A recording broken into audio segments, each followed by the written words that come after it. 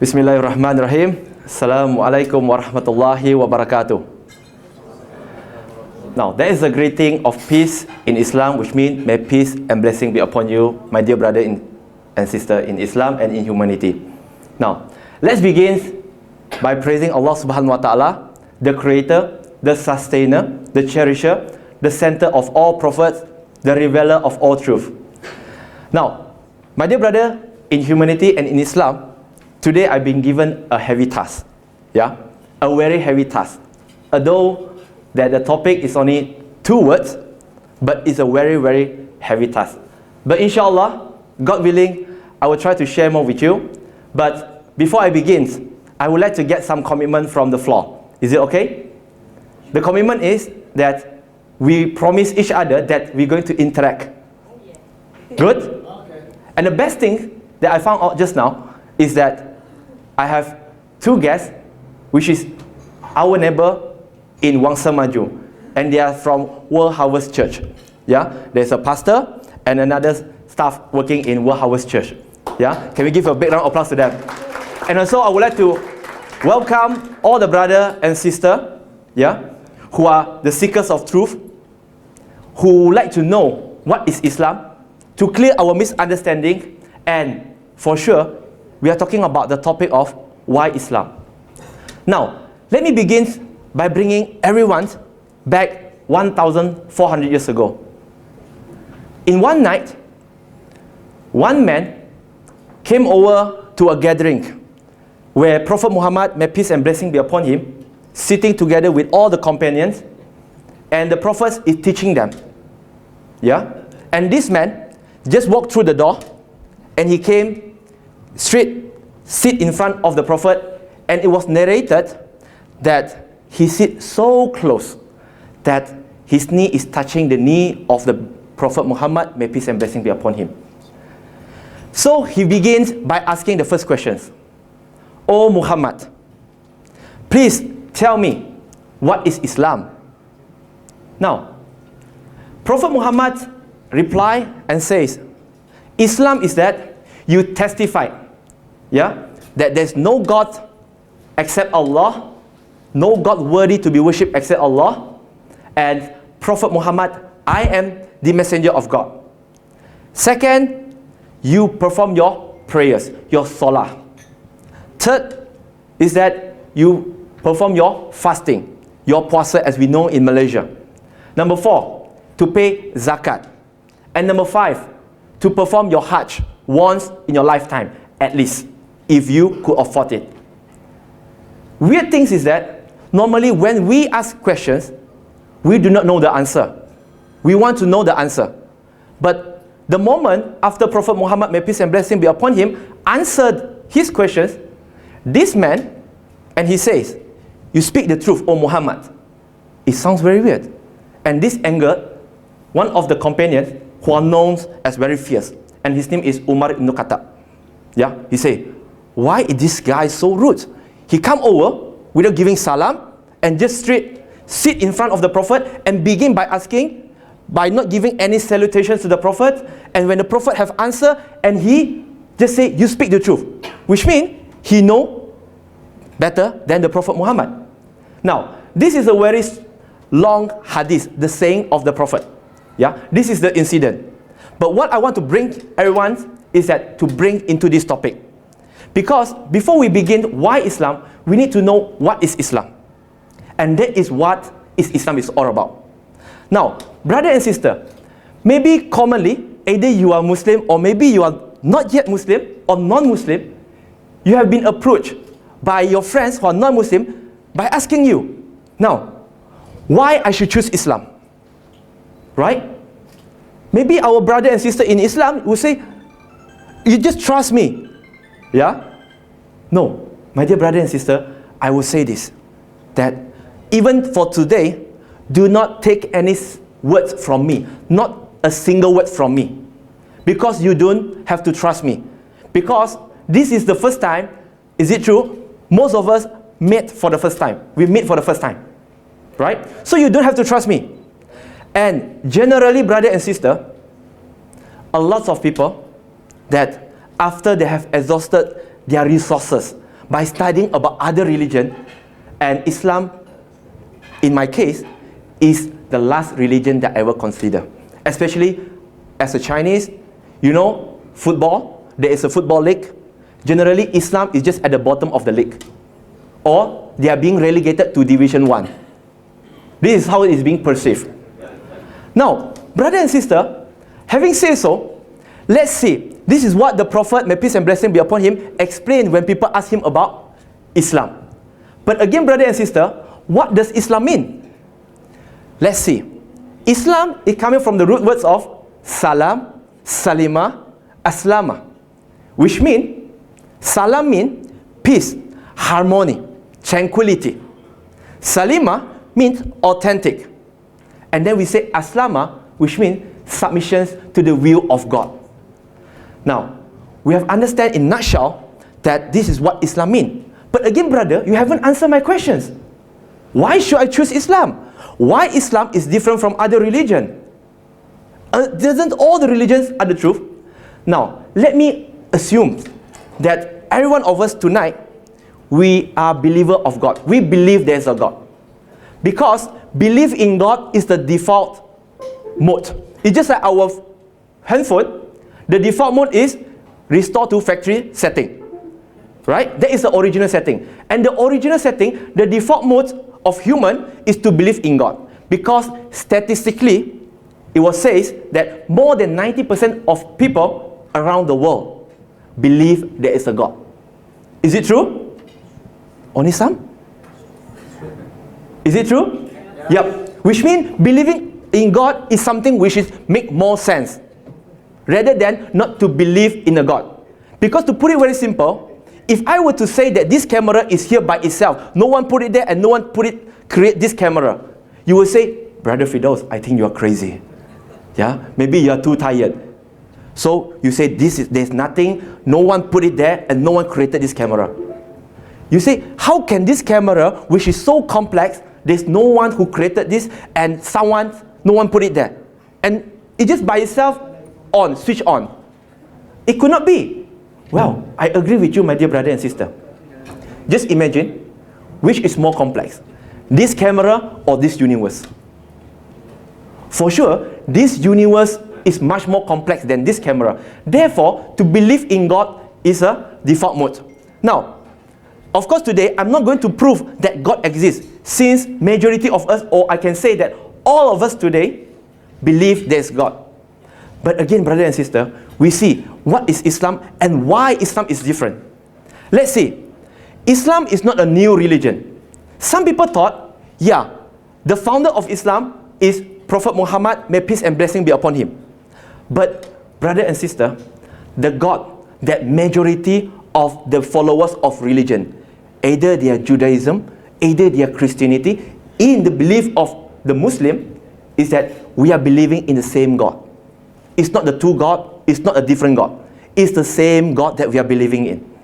Which means, this God, this very same God that Judaism, Christianity and Islam believe, He is the one who created this universe, and He is the one who creates the first human being, which is Adam. Or maybe in the Malay terms they call Adam. Yeah? Adam. Therefore we believe God is the creator, my dear brother and sister. And we see that why someone needs and must choose Islam. Of course, this is sounds like a very strong word, that you are forcing me, brother. No. Don't get me wrong. No forcing, because in Islam, Allah subhanahu wa ta'ala, our creator, clearly mentioned in Surah Al-Baqarah, chapter number 2, 256. La ikraha fidin. There is no compulsion in religion. I could not force you. Yeah? I could not force you. Now, let's see why this religion is unique. We believe in one God, and as we mentioned, okay, Judaism. Either you are believing in Torah, in Bible, it was clearly mentioned in the Bible that there is only one God. Even if we look into the Hinduism scriptures, it also mentioned that there is one God. Ekam eva vidyam. Yeah, there is no two God, there is only one God. Now, if we look into the religions of Sikhism, it also says Ek Onkar, which means God is one. So which means logically God is one. But again, brother and sister, let's see. Islam is talking about aslama. Aslama means submission to the will of God. And Islam is not here to ask us to submit to another human being. And Alhamdulillah, all praise to God that tonight we're going to celebrate our Merdeka Eve. Tomorrow is our 57th anniversary. Merdeka. You see, that is Merdeka in what we understand. But according to Islam, what we understand, the true independence is that Islam, just like what our brother and sister have recited just now, that in Surah Al-Baqarah, chapter number 2, 213, Allah has says that previously mankind are in one religion. Not two religion, not three religion, not four religion. There's only one religion. And then they dispute among themselves. Therefore, God sent another prophet. God sent another prophet. And Allah, the God that most of us believe today, He has sent Prophet Muhammad, may peace and blessing be upon him, as the last and final messenger of Islam, of his religion, to correct mankind. And this is what we call as the true independence. If we to realize, brother and sister, just think about our life today. Have we become the slave of our own desire? We have become the slave of positions. We have become the slave of wealth. We have become the slave of popularity. We think by having all these things, we will be happy. We are truly free. But no, brother and sister. It's just like when we are watching a TV show, the remote control is on our hand, but yet it seems like the TV is controlling us because we stuck there for a few hours. What Islam says is that Islam says that Islam come and free humans from the submissions to human being, to become the slave, to become the servant of another human being, to become the servant of your own desire, to become the true servant of God. Why become the true servant of God? Either we like it or not, brother and sister, we know someone created us. Someone created us. Because if we were to take the Chinese belief that mankind is coming from stone, yeah, sorry for others who don't understand Cantonese, yeah, we are just coming from a stone. No, we believe there is a God who created us. And this God is saying that He sent the prophet to free man from become a servant of human being. Just think about this, brother and sister. Do you agree with me if I were to say this word, to say this sentence? Today, we have become too obsessed, okay? And by purchasing, by buying something that we don't need, with the money that we do not have, to please the people that we don't like. Is it true or true? You have no choice, right? Why? Why would I say so? Because, you see, most of the time, we are trying to do something to show to people that we have a happy life. We want to show to them that I'm better than you. We want to show to people that I have a better position than you. We want to show to people that I have a greater title than you. You are Dato'? Sorry, I'm Tan Sri. Another Tan Sri? No, sorry, I am Tun. Yeah? So we are fighting for that. We become the slave. We don't have the money, but we try to purchase something that we don't need with the money that we don't have to please the people that we don't like. But Islam says what? Islam says, what do you gain if everybody in this world are pleased with you, but the one who created you, the God, the Almighty, who created you, are not pleased with you? What have you gained? In the same time, if everyone in this world are not pleased with you, but the Creator, the Almighty, who created you, are pleased with you, what have you lost? Because this is the true submission. By submitting to the one God, it will bring tranquility in life. But what is the proof, my dear brother? You can say, okay brother, you can talk all day long about Islam, how good is God? Yes, I believe in the God. Yes, I think I need to submit to God. Yeah, but again, why Islam? Where God, as mentioned, has so many scriptures. Now, this is where I want to bring you to the second point. Where God, He is telling us of His existence not by us having a dream. Because there is a Chinese proverb who says, husband and wife who slept on the same bed, they have a different dreams. True? This is what we mean. And God will not give us revelation through dreams, because you dream differently, I dream differently, so it could not be through dreams. Therefore, God informed us of His existence, that He exists through the revelation. But we have a problem here, because now, how can we reconcile all the scripture in this world? Because we are saying that we have Bhagavad Gita, the Hinduism scriptures, and brother and sister, Islam, so far, please correct me if I'm wrong, yeah, through my limited research and reading, Islam is the only religion, the scriptures in Al-Quran, that clearly says in Surah An'am, chapter number 6, verse 108, do not insult the God of other religion.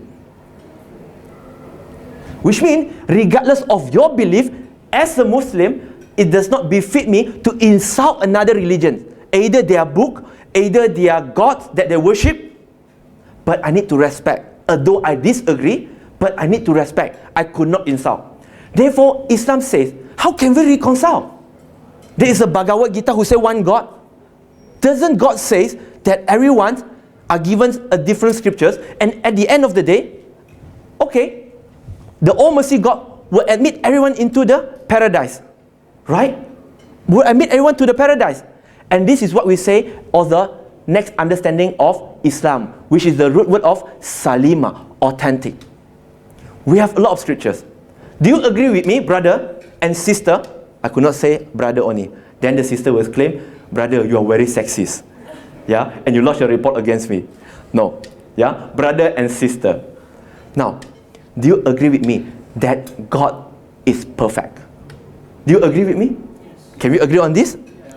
God is perfect, which means the revelations that He gives to us must be perfect in order to guide us here and the hereafter.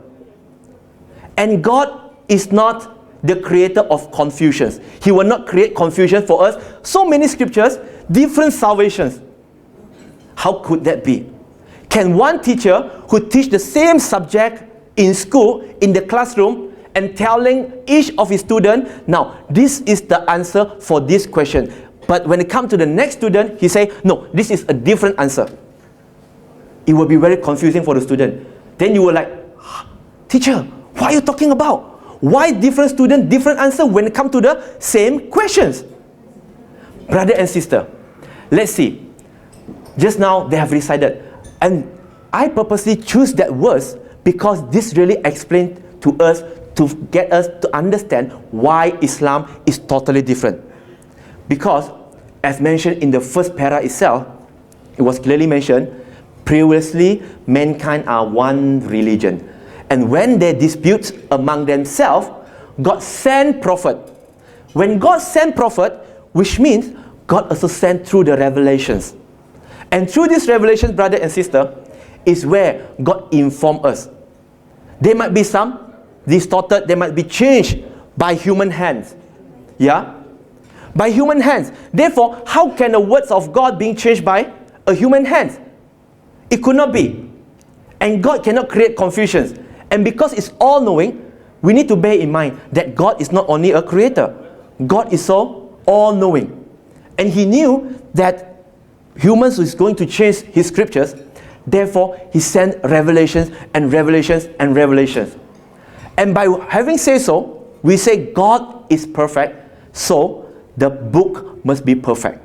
Which means this book must have only one version. It could not have two versions or three versions. Because if you have two versions, can you just imagine, brother and sister, we have different set of law for different people in Malaysia? It could not be. You will feel that this is not justice. Am I right? You will not feel this is justice. How can the all-just, the God who is just, He can do this by revealing different scriptures, by having two versions of the book? No. And brother and sister, again, please correct me if I'm wrong, that through my limited study and understanding, the history of the preservations of the Al-Quran, with due respect to other religions, to other religious scriptures as well, due to my limited understanding and reading and research, again, please correct me if I'm wrong, yeah, that Quran is the only book that is truly being preserved. Why? Just flip through all the scriptures that you have in this world. Could you find this sentence that where God clearly says that I am the one who revealed this book to you, and I will guarantee I will preserve this book? Go back and have a look in all the scriptures. Through my limited understanding, this verse, this sentence is only being found. You can find this in the Quran, in Surah Al-Hijri, chapter number 15, verse number 7, where God clearly says He is the one who revealed, which means this book must be original. It can have a lot of translations, but because this book is original, therefore you are being sure of what you do, there is a source. Just for instance, if I were to ask any Muslim, why do you pray? What would be the answer? You pray because my ustad asked me to pray? What is the answer?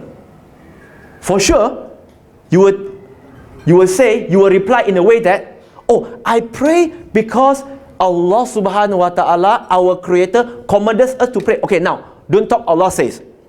It's a blasphemy if you just to quote God, but there is no verse, there is no source. What is your fact? If you're going to court and you claim, you accuse someone of stealing, of hurting you, of insulting you, never mind, you can lodge a report.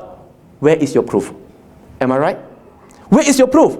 Then the proof is in Surah An-Nisa, chapter number 4, verse 103. God says that prayer is being commanded upon all the believers at a specific time. You have a source. How can you do something without a source? Then how do you know that this is what God needs? This is what God wants you to do? Can we just do the things that we want? We can't. All of us, maybe we are employer or employee. But just think about this. Does it make sense to you if I were to say, you need to work, we need to work according to the rules and regulations that our boss have set for us, not the way that we want to do. Example, if in our employment letter, it was stated there, 9 to 6, and your job scope is, this is your KPI. Okay? But we just, no, I don't want. I will come to work 11 o'clock, and I will go back 2 o'clock. Do you think by the end of the month, we'll get your paycheck? I pose this question to some of the friends, some of the people that I met before, and they say, brother, don't ask me about end of the month, because after 3 days, I will be fired. Right? It's the same thing. Are we doing the things that God asks us to do? Because we're being created with a purpose. There must be a purpose. Just imagine if a mobile phone who have no intellect, do not have life. Does a mobile phone have a purpose? It has a purpose. It's to make communications easier among human beings. Some might say, no, the purpose of a mobile phone, smartphone, is to play games, Angry Bird and so on. Never mind, I agree with you, but there must be a purpose. Let's think, we as a humans, what is our purpose? We cannot be put down in this world by having no purpose. You're doing what you like. And the things that is happening around the world today, my dear brother and sister, let's see, this is clearly because we think we are smarter than God. We want to do the things that we want to do, and we think this is good. But again, what is the definition of good? What good is good? Example, someone who smoke and someone who don't smoke. Do you think the smoker will say smoking is good or bad? They will tell you a lot of benefit, right? I tell you, when I have stress, when I smoke, all the ideas come. Yeah? They say good. But for non-smoker, do you think this is good, smoking? They will say, no good. Now, we have a problem here, brother and sister. Which is good? We have a problem. We have a problem. So it's come back to the conclusions, it's come back to the ideas that believing in God through His revelation, that God, the Creator, is just like my mobile phone and your mobile phone, Who know the mobile phone better? Who know what is good for the mobile phone? We as a user or the creator of the mobile phone? Which one? The creator of the mobile phone or we as a user know better? The creator, for sure. He know what is good. That's why they say, okay, this is your mobile phone. Okay, this is the warranty. I give you 1 year warranty. But over there, in the warranty, they stated what? But if you to swim together with this mobile phone, yeah, the warranty will void. Right? It's the same thing. God informed us through the Quran that now every one of you are being made here as a test. You are being sent down here in this world as a test to each other. As for yourself, anything that happened in this world is a test for you. You just follow this book that I have clearly mentioned to you just now, the Quran. Do what I commanded to you. But if you do other than what I have commanded to you, you are void. You have void the warranty. Do you get what I mean there? You are void. You have void the warranty. Therefore, no guarantee for you. But God clearly says, those who follow this book, inshallah. God says in Surah Al-Kahfi, chapter number 18, verse number 1, God says, in this book, it's clearly show to the straight path. Okay? God says, show to the straight path. That is the second point. And we say this revelation is being sent to the Prophet. My dear brother and sister, in Islam, this religion, brother and sister, have make it mandatory. Make it mandatory upon all the believers without exceptions. To all believers that you must love and believe and follow the Prophet. That's why in our testimony of faith, we say there nothing to be worthy, no God worthy to be worshipped except God, Allah, and Prophet Muhammad is his last and final messenger. Then some of you might say, but brother, Prophet Muhammad is an Arab. Why should I follow him? I'm a Chinese, bro. No? I'm an Indian, bro. I'm a Japanese, bro. I'm a Korean, bro. Why should I follow an Arab? No.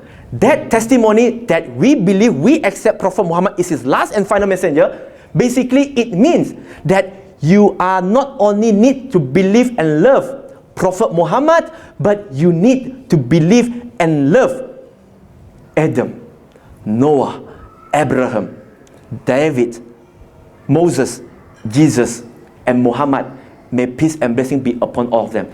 He have made it a mandatory articles of faith. No Muslim is a Muslim if we do not love and believe in all these prophets. We love all of them. And we believe all of them are infallible. Why? Because they are being sent to each of the nations. Before the Prophet Muhammad, may peace and blessing be upon him, all the Prophet and Messenger was sent to the particular nations as an example to be followed. Is it true? All Prophet, because they are godly men, we say they are very close to God. They're supposed to be the example for men to follow. Therefore, they could not do any big mistake and they cannot apostate from that religion because they are the example, which means they need to set a good example. That's why we say in Islam that we believe all messenger of God, they live as a messenger, as a prophet, and they die as a prophet, as a messenger. They do not apostate from Islam, including the Prophet Muhammad, may peace and blessing be upon him. And if we were to say, brother and sister, look, there's one book wrote by Michael H. Hart in 1972, which the title of 100, the most influential person in history. Michael H. Hart, brother and sister, just to refresh ourselves, he's not a Muslim, by the way. He is a Christian. And what he wrote, who do he put as number one? He put Prophet Muhammad, may peace and blessing be upon him, as the most influential person in history. But again, he stated there, because he can think forward that people will start to question, why as a Christian he would like to put Prophet Muhammad and not Jesus, may peace and blessing be upon him? He say, because if we were to put Muhammad as a reformer, okay, as a politician, as a leader of a country, okay, as a leader of an army, or as a husband, or as a father, he will be the champion, he will be the leader, he will be the best example in all the field. Even you break everything. But he say, he is the only person have succeeded in religion and secular. But of course, in Islam we say no secular. Secular means politic. Because he managed, brother and sister, he managed to become and to rule, to create the first ever Islamic state in the history of Islam in Medina, in Yathrib, with the Jews and the Christian living together. Now, having said this, we say Salima means authentic. And do you know, brother and sister, again I bring you back to prove to you that the revelation is being preserved by God. The last Mushaf, the compilations of the Quran, is being compiled by one of the companions with the name of Uthman ibn Affan. And Uthman ibn Affan, brother and sister, just to refresh those who do not know this history, is that he's being stabbed while reciting the Quran. So, the blood is being splashed out to the Quran that he's reciting. And if you were to Google today, a Quran in Uzbekistan, in Tashkent, Uzbekistan, you will find there is a big scriptures called the Quran, and the scientists have performed a carbon dating, and they have found that these scriptures that we call as Mushaf dated back 1,400 years ago. But again, what is the proof? Even though it's dated 1,400 years ago, and they have witnessed there is the blood stains in the scriptures, because Uthman ibn Affan was stabbed to death. Therefore, there is a blood stains in the scriptures. This, you can Google it by yourself. Now, brother and sister, last but not least, we have said that Islam is a religion that we say submitting to the will of God. And Muslims are the ones who submit to God. Not only human being, brother and sister. Anything that exists in this universe, the moon, the star, our heart, our lung, every single thing that is created by God is a Muslim. Because Muslim literally means that the one who submits his will to the will of God. Just example, the light, the sun have given us the sunlight for so many billion years. Can the sun just suddenly say, I think I'm tired, I need an annual leave? Is it possible? It's not possible. It is possible according to Islam when Day of Judgment, where God says, enough. Just example, our heart. What is the function of a heart? Any doctor here can help me out? Is it true to pump blood? Is it true? Pump blood. What is the function of the lung? Oxygens, right? Now, can suddenly the heart talk to the lung and say, I think I've been very tiring pumping all this blood in Firdaus Wong body, you know. I want to exchange duty with you. Is it okay? Do you think so? Is it possible? No. Because although most of us, maybe before, like me, I'm a free thinker before, I say, I don't want to live by following a religion that have do and don't. I don't want to follow any law. But when we think it logically, there is no way that we could not and we do not want to follow a law, because our body is submitting to the law of the universe. You like it or not, we are submitting to the law of universe. Our body is a Muslim. Although we are not yet a Muslim, but the entire organ in our body is a Muslim, submitting to the will of God, submitting to the command of God. Just make an example, brother and sister. If we do not sleep for 2 days, what will happen? We're going to be very sleepy, man. If we drink a glass of water, just a glass, and 1 day later, do you want to go to the toilet? Yeah. When you eat a lot, which means there must be something. What does this mean? It means, although sometimes we try to deny, we do not want to follow any law, any religion, but again, our body has been submitting to the law of the universe. It's just that sometimes, I believe so, the devil is whispering through our ears and says, no, this doesn't make sense to you. You know better. You live your own life. Don't listen to them. They're just trying to deceive you. Okay? This is what they say. And last but not least, brother and sister, we say Islam is also coming from the root word of salam, peace. peace. Peace, everyone wants to have peace, tranquility. But again, some might ask, brother, if you were to say that Islam means peace, then why I don't see the Muslims are being peaceful? Right? They are fighting among themselves.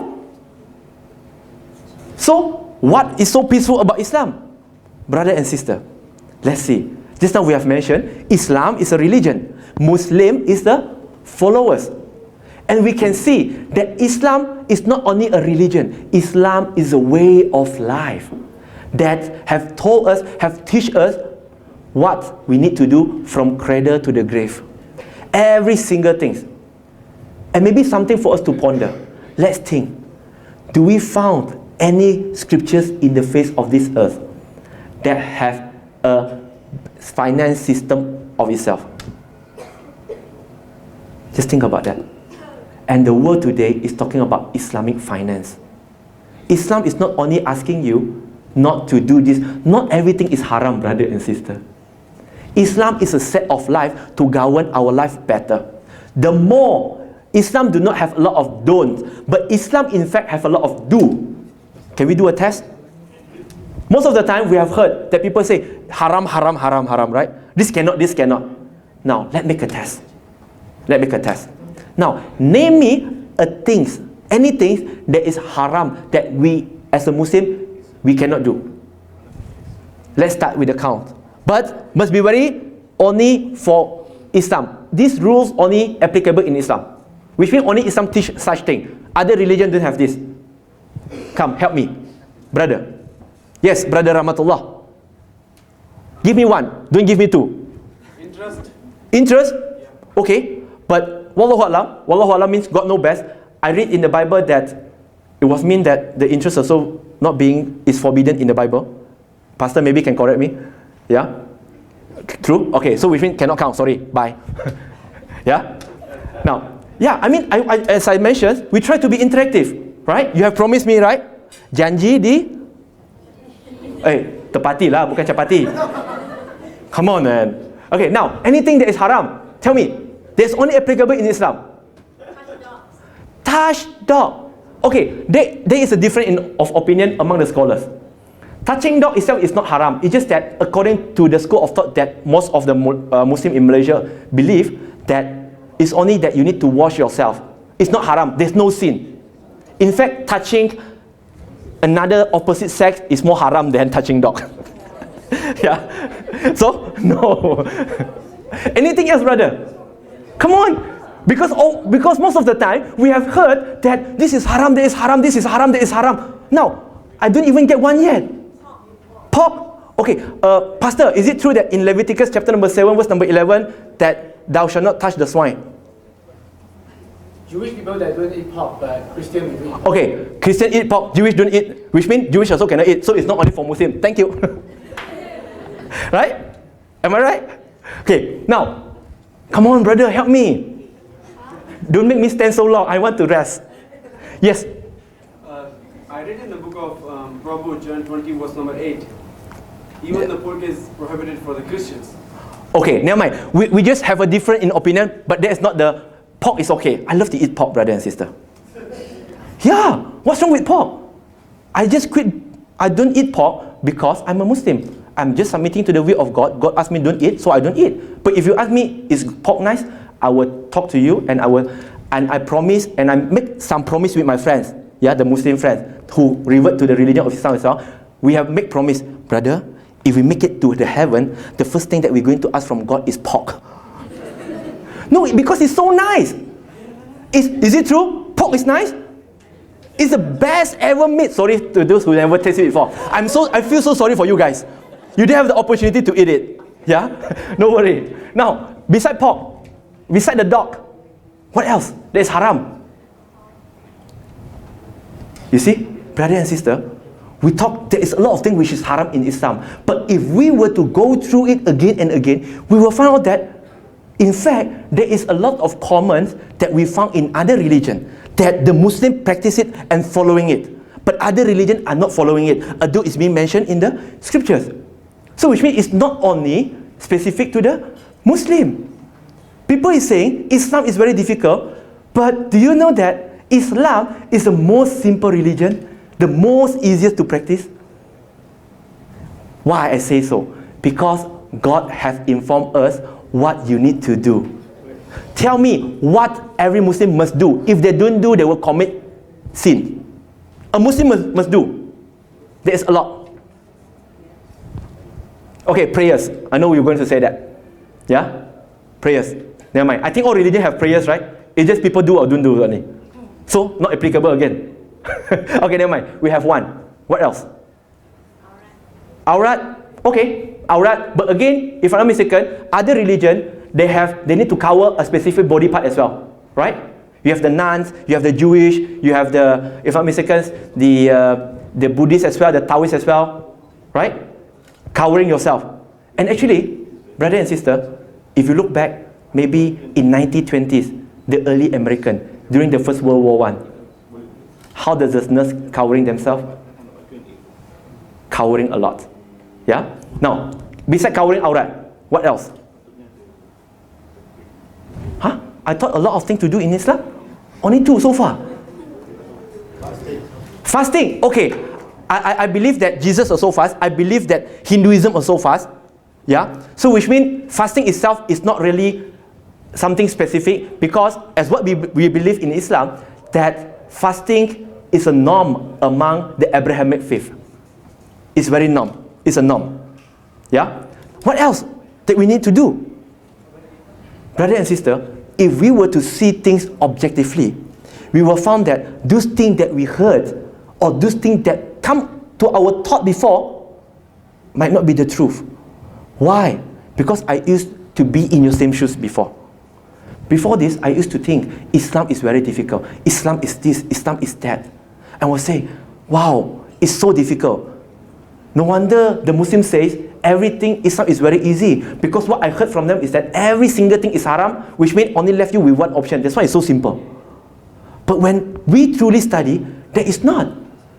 Then we see that Islam is so easy, and Islam wants everyone to have peace. Peace in Arabic means salam. And to close this, brother and sister, this is something that I love the most. Everyone wants to have peace. But does everyone have peace today? People thought, I have money, I will have peace. Yeah, but that's temporary. Because we put our love, we put our happiness, we put our peace to something that is not everlasting. How can our peace and love and happiness be everlasting? But when we put our hope, our peace, our happiness to something that will never die, that is eternal, therefore our happiness and our peace and our tranquility will not die. It will be eternal as well. And what we say, Islam is coming from the root word of salam, which means peace. And do you know, there is clearly a hadith. A hadith is a saying of the Prophet. And amazingly, brother and sister, look, Islam is coming from the root word of salam. And in one of the hadiths, the saying of the Prophet, amazingly, it was not narrated by a born Muslim. It was narrated by a Jew, revered with the name of Abdullah ibn Salam, where the hadith, the Prophet says that you do not enter paradise until you believe, and you do not believe until you love each other. Do you want me to tell you what will increase your love towards each other? The companion say, yes, oh our Prophet. And the Prophet say, spread salam. Salam doesn't only mean assalamu alaikum. Salam also means peace, which means we need to be peace with ourselves. We need to be peace with our neighbors. We need to be peace with our neighbors, with our colleague, with our enemy as well. Can you just imagine during war, in the battle of Khaybar, the Prophet, when he handed the flag of Islam to Ali ibn Abi Talib radiallahu anh, the first commandment that the Prophet say is not to kill. The first commandment that the Prophet say is that send them the glad tidings, invite them to Islam, submit to have peace.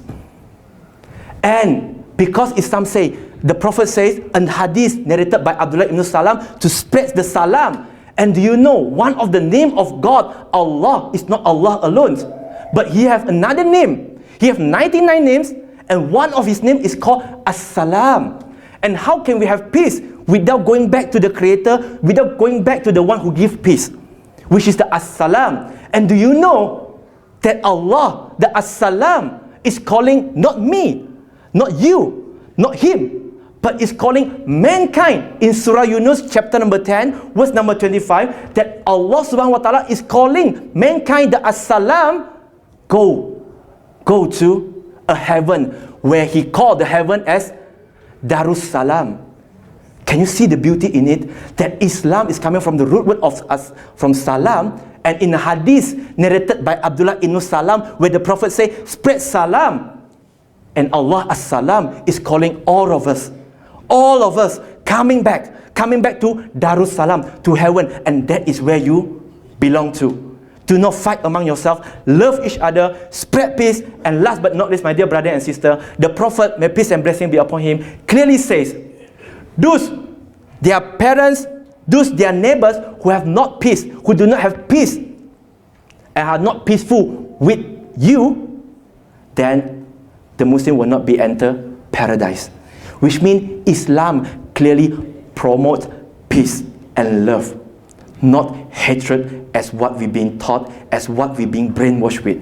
So my dear brother and sister in humanity and Islam, and I pray to Allah subhanahu wa ta'ala to accept my effort and to guide all of us to His straight path. And I also pray to Allah subhanahu wa ta'ala, our creator, our only creator, to give love, to give us strength to come back to His path, to the as-salam, in order for us to go back to Darussalam. And I end with the greeting of peace, with the greeting of salam. Assalamu alaikum wa rahmatullahi wa barakatuh.